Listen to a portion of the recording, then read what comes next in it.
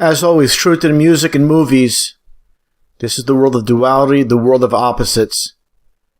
And again, taking a look at this footage of the time lapse of the stars going around. That is, again, the wheel in the sky that keeps on turning.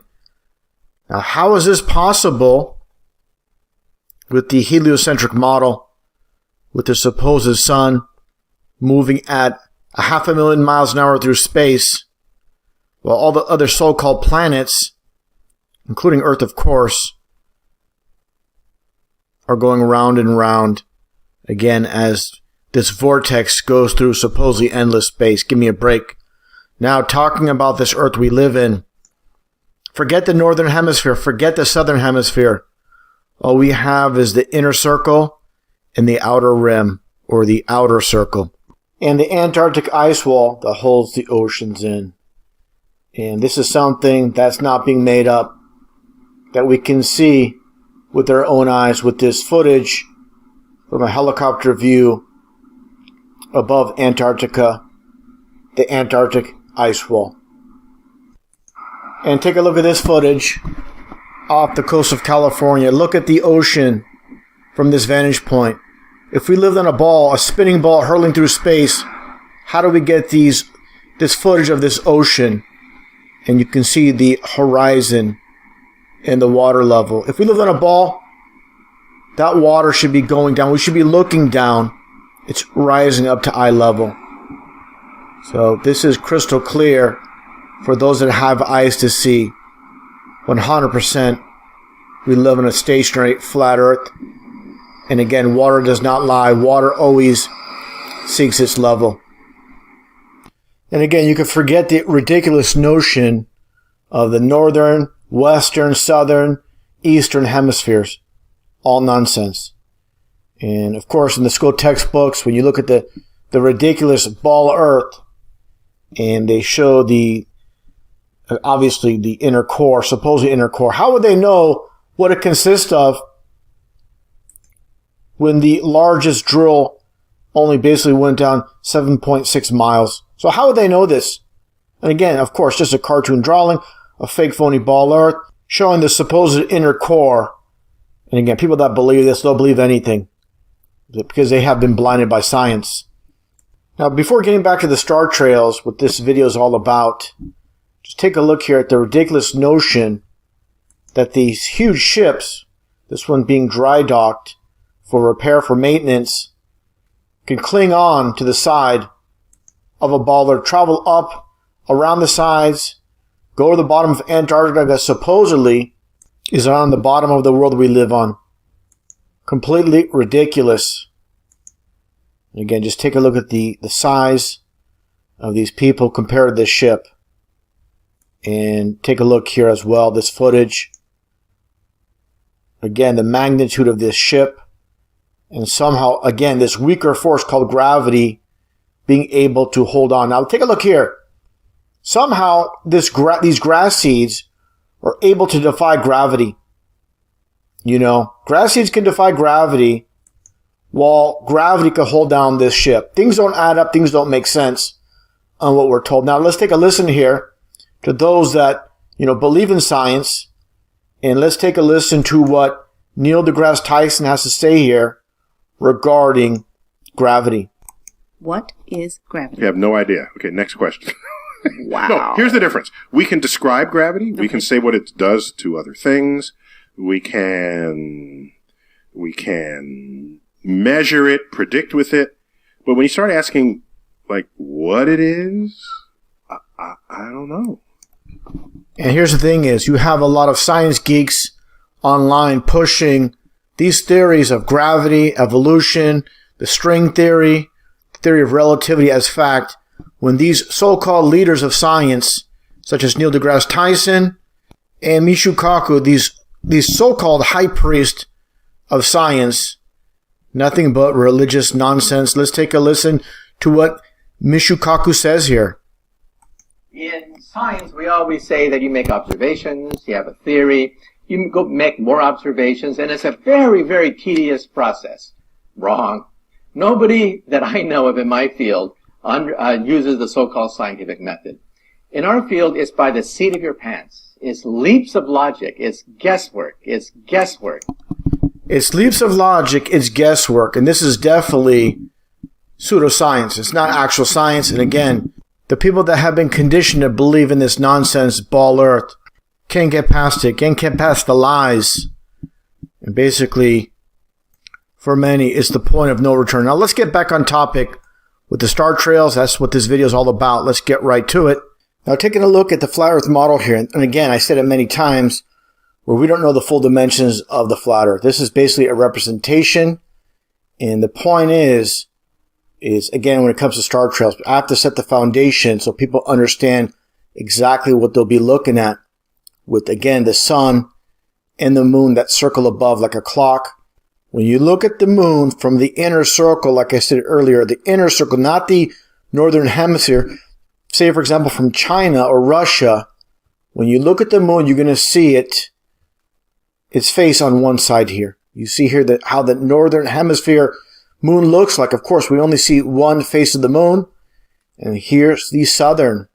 So it's very, again, easy to understand why we see the moon from different aspects of the inner circle and the outer circle, and why they appear as they do. And of course, we see the sun and the moon in the sky often as the sun circles above. Say, for example, you're in California, and say it's about 2 o'clock, 3 o'clock. On many occasions, you'll see the sun and the moon in the sky at the same time, with obviously both of them above the horizon at the same time. What is the other side of the so-called ball earth getting as far as moonlight or sunlight during these periods of time? Can happen. Now, regarding star trails, once again, so when you're looking from, again, the inner circle, you're looking as the sun and the moon circle above the flat earth. You're looking towards the south. Now, when you're on the so-called southern hemisphere, which is the outer circle or the outer rim, you're looking from this perspective. Let's actually use Australia again with this example. So once again, you're looking at this face. You're looking at this face of the moon. And of course, as it circles clockwise, it always circles, of course, clockwise.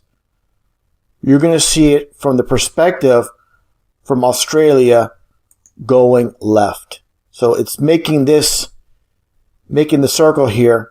And again, the inner circle, you're seeing it go to the right. That's simple, just like a racetrack. Now let's take a look at some actual time-lapse footage. So you'll see how it all makes sense. And this will completely debunk the so-called southern pole. Now let's take a look at this footage of time-lapse star trails from Coonabarra Brand, Australia. You'll see these star trails move in a completely different direction from the southern hemisphere. It's all about angle. It's all about perspective, where you're standing, where you're looking. This is looking at the west to the setting sky. You see the star trails going clockwise. Now this is looking towards the east. Again, same. It's going clockwise. This is looking north at the seasonal constellations. Now you see the star trail going counterclockwise from Australia. As we all seen, obviously star trails in the so-called southern hemisphere once again travel both clockwise and counterclockwise. So it has absolutely nothing to do with supposedly living on a bogus globe. Now here's a major issue, again, with the outer rim or outer circle. As you can see here with this flat earth model, this flat earth map. Basically, again, this is just a general representation. But the point being is when it comes to the inner circle within the so-called equator, we can all see Polaris, the North Star, stationary above the North Pole from every aspect of the inner circle. Now, here's the major issue, and it is the Southern Cross. It cannot be viewed simultaneously from the outer circle. Can't happen. Doesn't happen because we don't live in a ball. Now, with sunsets, looking from the outer circle to the north, and from the north, from the inner circle looking south. Again, from this aspect, looking south from the northern circle, you're going to see the sun go towards the right, and of course from Australia go towards the left. Let's get right to it. Now with this footage of the sun setting in Australia, and again the sun is obviously moving towards the left. It's making that tight circle within. And take a look at this footage as well from Australia. Again, moving towards the left. And take a close look as you see a star. It all coincides. It all makes sense. As you can see right here, the star moving left as the sun sets. Which actually, it's not setting per se. It's circling above. And I'll get into that in a little bit, how that works on the flat earth model. Again, there you see it going towards the left. And this is some footage right here of the sun setting over Lake Michigan during winter over a frozen Lake Michigan. And you can see the wider circle it makes because, again, it's in the inner circle. So you can definitely see that sun, and you can see it's a local sun with the illumination of the clouds. If the sun was 93 million miles away, the whole sky should be illuminated. All these clouds should be lit up. It's not. It's again, a smaller local sun. Continue on a little bit more, and I'll explain. Well, some might believe, oh, that sun is going around the ball Earth. Absolutely not. It's just like this row of telephone poles where the nearest pole looks taller than the rest. But as we all know, they're all the same height. Okay, they're all the same height. It's just how the human eye works. Just like when the sun is so-called setting, it's not actually setting. It's basically remaining the same height in the sky. But again, due to perspective, as it goes off in the distance, just like these telephone poles, it only appears that the sun gets lower and lower and lower as it goes beneath. Just like the telephone poles down the row, eventually you cannot see the furthest one. It's not because of curvature. It's, again, due to perspective. Now, to completely debunk the notion of, again, us living on a ball Earth with the so-called southern hemisphere where people are standing upside down, and many people believe in the ball Earth. Again, it's star trails. So this is what it's all about. Let's take a look here. And this is from Perth, Australia. Again, let's take a look. And I'm going to play this. I'm going to speed up the footage just a bit so people have a good idea of what they're looking at. And this is facing north. And again, here's the moon, the sun. And they're moving towards left, of course. Let's speed this up just a tad so we can get this going. I'm going to slow it down now. Now again, you see, pointing towards the north, looking towards the north, you see the counterclockwise star trails. Now let's go look from the perspective. Again, it's about angle and perspective. Let's go look towards the south and see what happens. Now it's moving clockwise. Okay? Again, it's about angle and perspective. Okay? This is not something I'm making up. This app is created by someone, I'm sure, that believes in the ball Earth, and they don't realize, what this demonstrates when it comes to star trails with this app. Once again, here is your counterclockwise star trails. Now, here is during the day. I'm going to speed this up a tad. So we can get back to night. And again, here is just one last time your counterclockwise star trails. So again, this proves without a shadow of a doubt, these star trails from the Australian perspective in Perth, you look at them move now clockwise, has nothing to do with looking at the sky from underneath a ball. So again, 100% debunks the so-called ball Earth with this presentation once again.